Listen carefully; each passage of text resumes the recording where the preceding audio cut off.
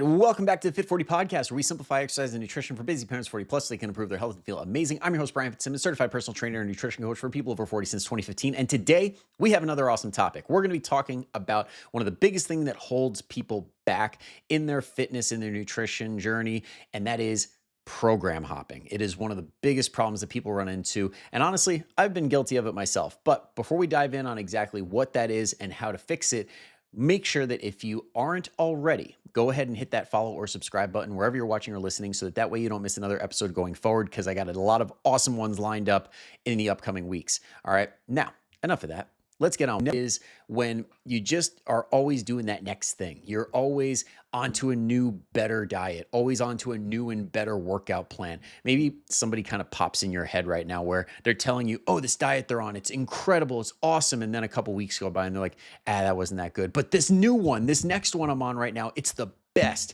And they don't even realize they kind of sound like a broken record. And honestly, when it comes to those types of people, they usually don't have much to show for it. They just are doing the same thing over and over again and expecting a different result, which the definition of insanity.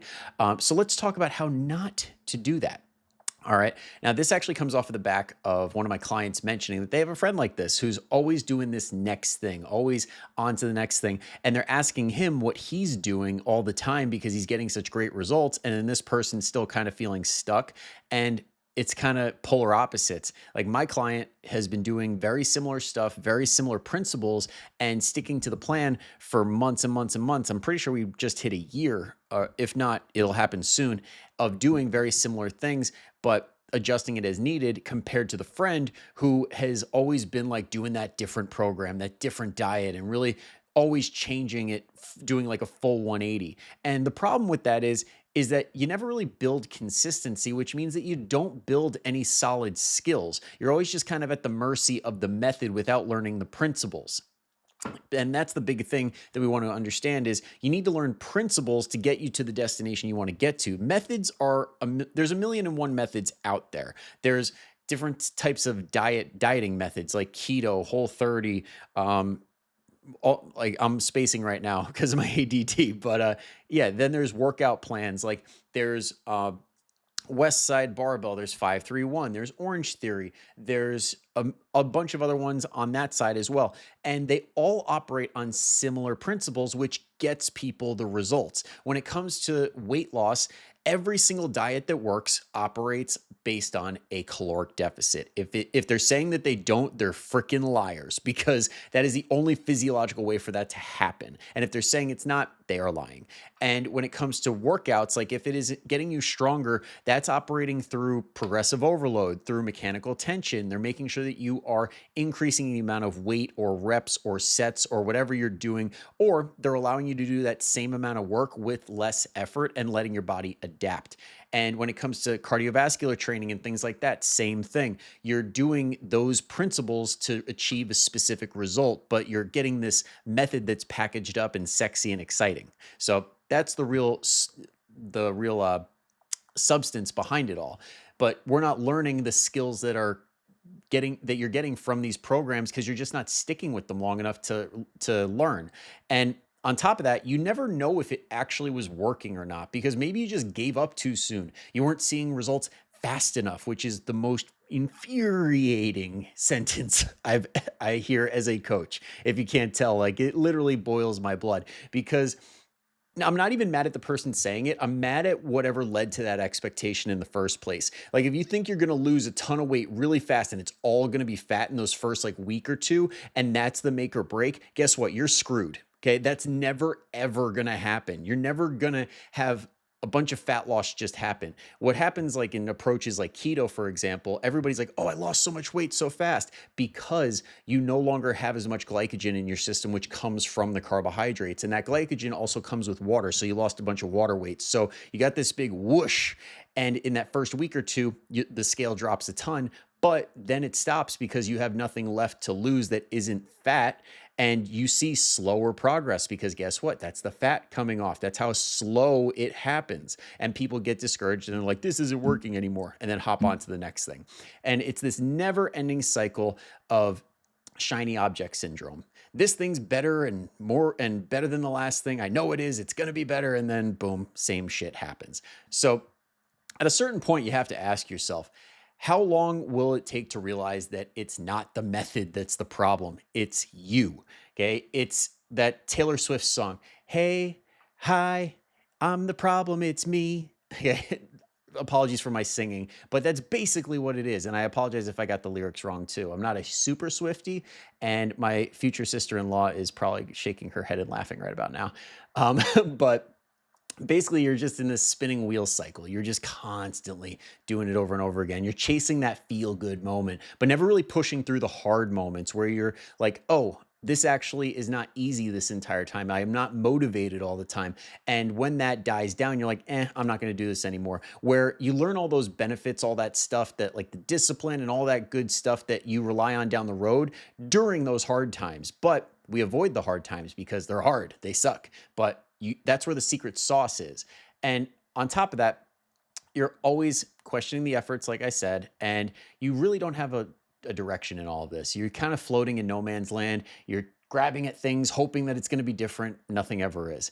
And at the end of the day, it comes down to avoiding personal responsibility. It's this thing's the problem. This thing is the solution. This thing is the source to all of what I'm looking for. When it's like, no, it's you. It's your efforts. It's your consistency. It's your ability to be resilient. It's your ability to set proper expectations and talk yourself off the ledge and have those internal conversations that keep you on the plan.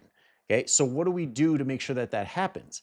Well, for starters, set a time to commit. Say, you know what? I'm doing this thing for X amount of time before I'm even questioning the possibility of jumping ship. So for many people, that would be about 4 to 8 weeks would be ideal, because if you do it for a full-on month and it's just not working, then you've got two options. You could say, hey, I know what I'm not doing right. Like I'm doing this thing, but I'm not doing it 100%. Like I'm not really tracking my food all the time. I'm not really sticking to these guidelines that they set out, but I'm trying to.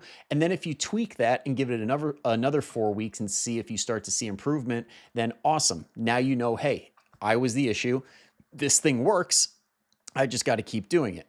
And then while you're doing this, okay, or let me backtrack. Let's say you do 4 weeks and you do it perfectly. Like you nail it. You leave no room for error. And you know for a fact that you were 100% consistent. Okay, then you could jump ship and be like, okay, this thing sucks. It's not working. Along with that, while you're in that 4 to 8 week period, write down all the ideas that you have to change along the way. Like, accept the fact that, hey, you're going to come across new information. You're going to come across these things that are on your social media or whatever. And you're like, that looks cool. Maybe I should do that. Write it down. It's not going anywhere. Okay. It will be there in 4 to 8 weeks. And if it's not, it's a good thing it's not, because if it doesn't last 4 to 8 weeks, it will not last for you. And along with that, track your progress. Make sure that we have something to actually look at objectively and say, hey, did this work? Not, oh, I feel like I didn't look different in the mirror. Okay. The mirror is not going to tell you whether you're on track or not. You see yourself every single day. It's not a reliable source of progress. So let's cut that shit out. That's not going to do the job. Make sure that we have inches. Make sure that we have progress pictures. Make sure that we have scale weight. Make sure that you understand where you are in the gym, like how strong you are in the beginning. What are your beginning weights? What are your weights now? What is your mile time or whatever your testing time is for whatever endurance thing you're doing? And then compare a month or two later and see what the progress looks like. And review.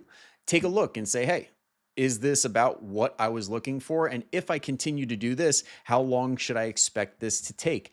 And if you're good with that, awesome. And if you're not, ask yourself, are these expectations realistic? Like, do I have the ability to crank things up? Like I said before, are there areas for improvement where you can see better, faster results? Because chances are, if you're seeing results and you are not seeing them as fast as you want, there probably are those areas where we're not quite as consistent as we think we are.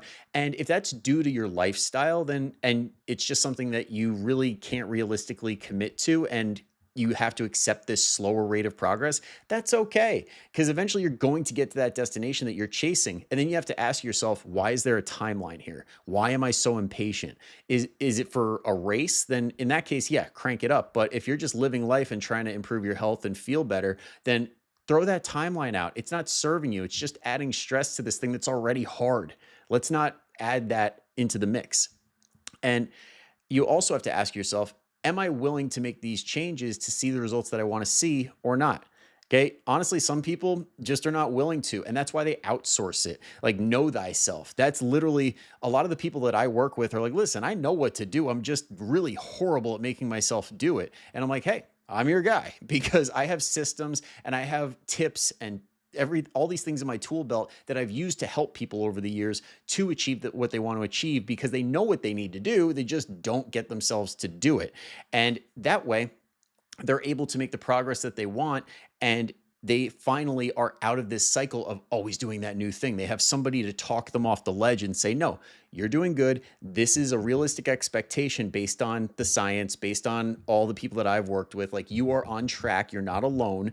And that's the deal. Like, you know that, hey, I'm doing all the right things. And that provides a level of comfort and a level of sanity mentally to be like, okay, I'm good. I'm good.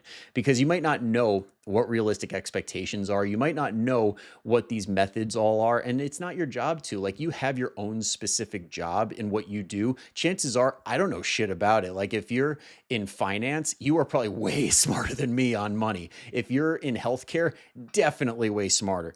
But when it comes to fitness and nutrition and accountability, that's my thing. So if you need help with that, I'm always here. Um, and then I also had that if you don't want to do that, then just accept that this just isn't a priority right now. And that's okay too. This is your life. You call the shots. Like, just accept the fact that these are the things that are in play right now. And let's not act like a victim and say, I don't have any control in this. No, you have control over certain things. And with those certain things in play, pick whatever you're going to do and accept it. That's pretty much all there is to it. And if it's not a priority, that's totally cool. Table it for now. Come back to it when it's a bigger priority. Hopefully not to the point where it's like something bad happened, but to the point where you're like, hey, life calmed down a little bit and I'm good to go now. But if you've heard me talk about it in the past, life almost never calms down. There's always kind of something around the corner. The only time that that actually does apply is like if somebody has a busy season, like an accountant or like a seasonal job. Like, if you're in that season and you want to wait till you're out of it, cool, because you know it's coming. But if you're somebody who's like just surviving right now and there's no end in sight to super stressful stuff going on, you got to learn to dance in the rain. You got to learn how to make those lemons out of lemonade. And it probably is not what you have in your head. It's probably something that you and a professional need to concoct together to figure out your best solution given your life and your lifestyle. So if that's the case and you want to see how we do it, go ahead down below. There's a link to click for a coaching consultation, totally free. You and me talk it out and see what's right for you, and hopefully come to a conclusion where you're able to see success and get into the place that you want to get to with whatever you got going on. And if you want to give it a try on your own, one of the best places to start is the Core 4 bundle with the mobility and metabolism reset. So there's the Core 4 training on that. There's the mobility follow along routine you could do even if you have issues with getting off the floor, knee issues, wrist issues, things like that. I have adjustments in there. And there's also 15 follow along workouts and a PFC cheat sheet to help you with your nutrition. So if you want to give that a try, go ahead. But if you know you're that person that does need a kick in the ass, you do need to outsource this and you need professional guidance on how to get it done, I'm here for you always. I'm not going to hard pitch you. I'm just letting you know I'm always here for you. All right. So that's it for today. Thank you so much for tuning in. I appreciate you listening all the way through. I'll see you next time. But until then, go kick some ass. Bye-bye.